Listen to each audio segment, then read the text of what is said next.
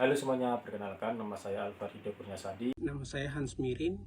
Saya Liv Sultan. Nama saya Feranes Carlos. Nama saya Rosdiana Tuluran. Saya Erika Andriani. Saya Gracia Andriata dari kelompok 2. Saya akan menjelaskan mengenai analisa kasus dan evaluasi kasus untuk kasus flu Singapura yang ada di Yogyakarta. Kasus flu Singapura yang muncul di kota Yogyakarta ini merupakan sebuah peringatan penting terkait kesehatan masyarakat, terutama anak-anak. Flu Singapura meskipun umumnya menyerang anak-anak di bawah usia 14 tahun, dapat berpotensi fatal jika tidak ditangani secara tepat dan cepat. Gejala khasnya termasuk bintik-bintik merah pada telapak kaki, tangan, dan mulut, serta dapat menyebabkan tangan melepuh tergantung pada tingkat keparahannya.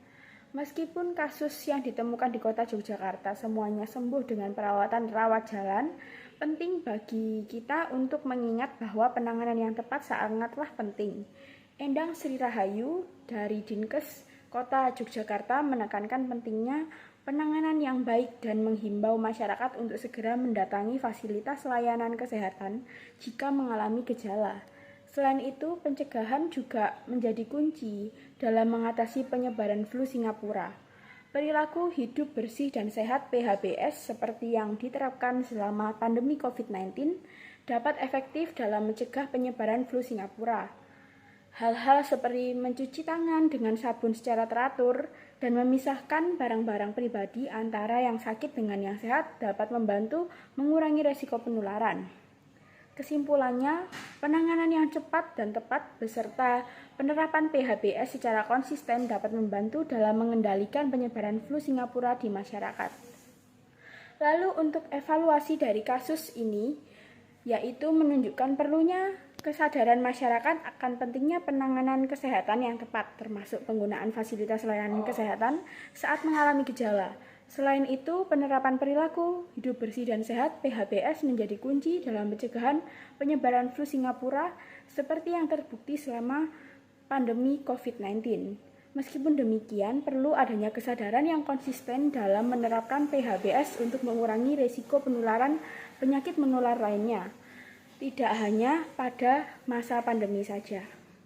Ini saya akan menjelaskan tentang klaim dan non-klaim. Klaim berbentuk kalimat deklaratif, dapat dievaluasi dan diperiksa kebenarannya. Contoh dalam kasus ini, flu Singapura adalah penyakit yang disebabkan oleh virus. Untuk non-klaim, pernyataannya tidak dapat dievaluasi kebenarannya. Contoh, flu Singapura hanya penyakit flu biasa.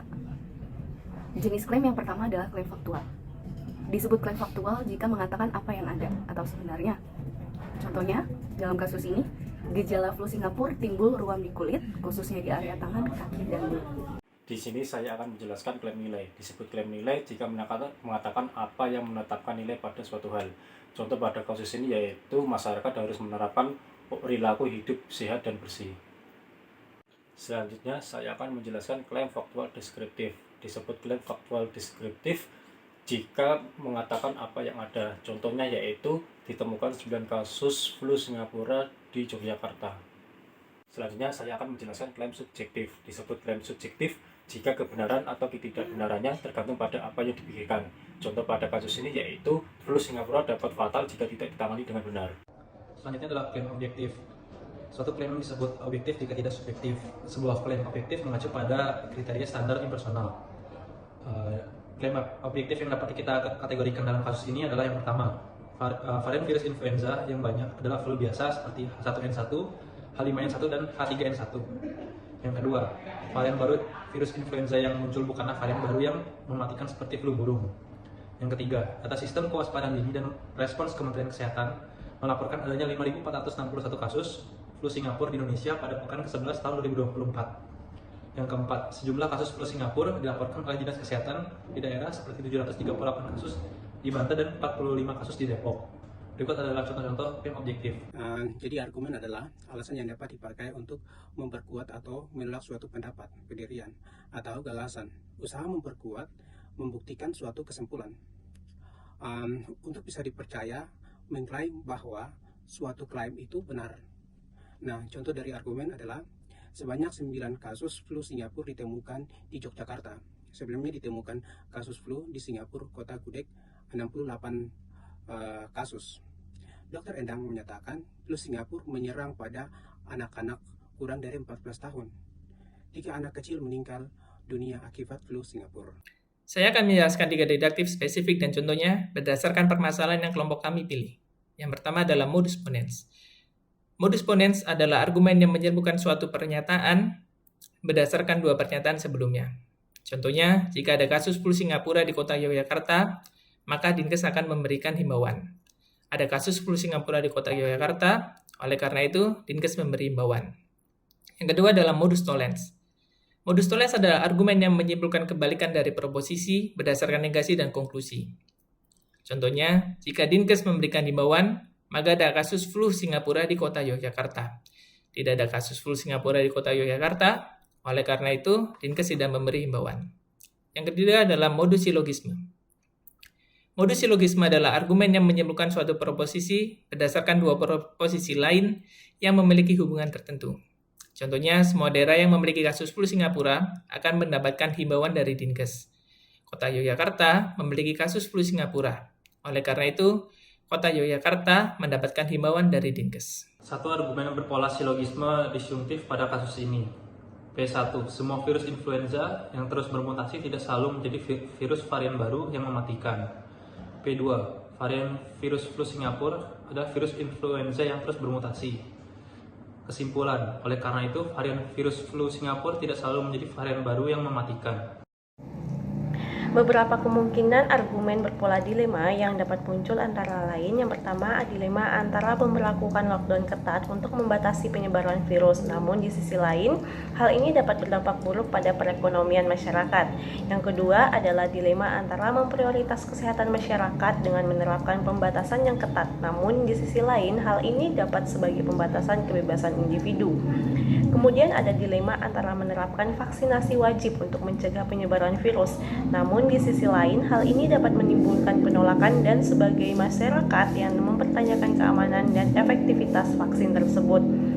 Dalam menghadapi argumen berpola dilema seperti ini, diberlakukan kebijakan yang seimbang dan kooperatif dengan mempertimbangkan berbagai aspek, serta komunikasi yang baik dengan masyarakat agar dapat dipahami alasan baik keputusan yang diambil oleh pemerintah. Di sini saya akan memberikan argumen berpola dilema mengenai flu Singapura. Yang pertama ada counter argumen terhadap dilema lockdown versus ekonomi. Lockdown ketat memang dapat berdampak negatif pada ekonomi jangka pendek, namun dapat mencegah penyebaran virus yang lebih luas. Pemerintah dapat mengimbangi dampak ekonomi dengan paket stimulus dan bantuan sosial yang tepat sasaran kepada masyarakat. Kemudian jika wabah tidak terkendali, dampak ekonomi justru akan lebih buruk akibat gangguan produktivitas dan mobilitas masyarakat. Yang kedua ada counter argumen terhadap dilema kesehatan versus kebebasan. Pembatasan sementara atas kebebasan individu dapat dibenarkan demi melindungi kesehatan dan keselamatan masyarakat keseluruhannya. Kemudian kebebasan individu tidak bersifat mutlak dan dapat dibatasi jika diperlukan untuk kepentingan umum. Kemudian ada pembatasan yang diterapkan harus profesional dan tidak berlebihan serta disertai oleh kompensasi yang memadai.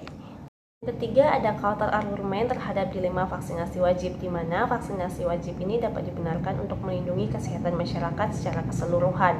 Pemerintah dapat melakukan kampanye edukasi yang kooperatif untuk meningkatkan kepercayaan masyarakat perihal tentang vaksinasi tersebut. Pada dasarnya, counter argumen yang kuat harus didasari pada prinsip-prinsip ilmiah, etika, dan kepentingan umum yang harus lebih luas lagi, serta dengan kebijakan yang adil dan kooperatif.